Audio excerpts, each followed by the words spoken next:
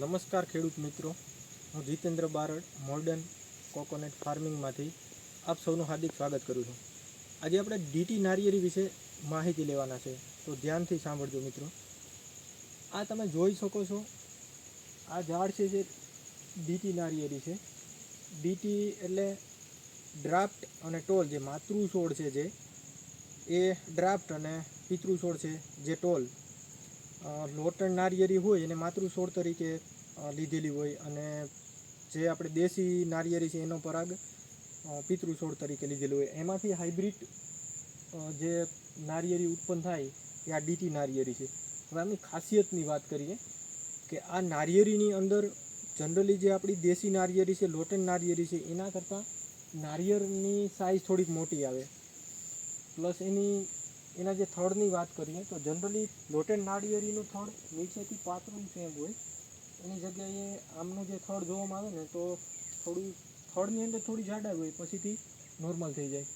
Plus આમના પાનની વાત કરીએ તો નોર્મલ જે આપણે ઠીંગણી જાતની નાળિયેરી હોય એના કરતાં આનું પાન છે ને પોળું અને લંબાઈવાળું છે. અને આમની રોગ પ્રતિકારક ક્ષમતા પણ લોટણ નાળિયેરી કરતાં વધારે આવે, જેથી સફેદ માખીનો એટેક પણ મતલબ લોટણની અંદર જેટલો થાય એના કરતાં આમની અંદર થોડો ઓછો થતો હોય. બીજું કે આમની અંદર જે ઉત્પાદન ક્ષમતા છે એ વધારે છે.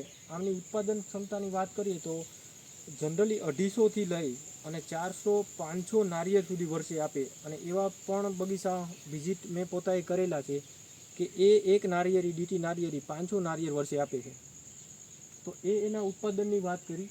બીજી વાત કરીએ કે તાપમાન સહન કરવાની ક્ષમતા થોડી વધારે છે. જનરલી 30-32 સેલ્સિયસ ઉપર તાપમાન જતું હોય તો ફાલ ખરવાનો પ્રશ્ન રહેતો હોય, જ્યારે આમની અંદર એ 2 થી 3 ટેમ્પરેચર સુધી જનરલ નારિયેરી કરતાં વધારે સહન કરવાની ક્ષમતા હોય. પ્લસ વાત કરીએ આમની કે 3 વર્ષથી આવવાની સ્ટાર્ટ થઈ જાય. જો સારી માવજત હોય તો 3 વર્ષે આવવાની સ્ટાર્ટ થઈ જાય. બરાબર છે. તો આ આપણે ડીટી નારિયેરી વેરાયટી વિશેની વાત કરી, એમની જે ખાસિયત છે એની વાત કરી, અને જે એમના ઉત્પાદનની વાત કરીએ કે ભાઈ જનરલી આપણે બાગાયત પાક ઉત્પાદન માટે કરતા હોય તો આપણે જે ગુજરાતની અંદર જે હાઇબ્રિડ આ વેરાયટી છે એ ખૂબ જ પ્રચલિત પણ છે. અને જનરલી અત્યારે 80-90% લોકો મતલબ આ વેરાયટી વાવવા માગે છે. હવે તમે જોઈ શકો આમના નારિયેળ, આ નારિયેળની સાઇઝ જો જનરલી લોટણ નારિયેળ કરતાં મોટી સાઇઝ આવે અને ઓરેન્જ રંગના આવે. આમની અંદર ઓરેન્જ અને ગ્રીન બંનેની અંદર મતલબ બંને વેરાયટી આવે. જે આપણે હાઇબ્રિડની અંદર અમુક જે ગ્રીન ઉપર લોટણ ઉપર જે જાતી હોય એ ગ્રીનની અંદર થાય છે, બાકીની આ જે ઓરેન્જની અંદર થાય.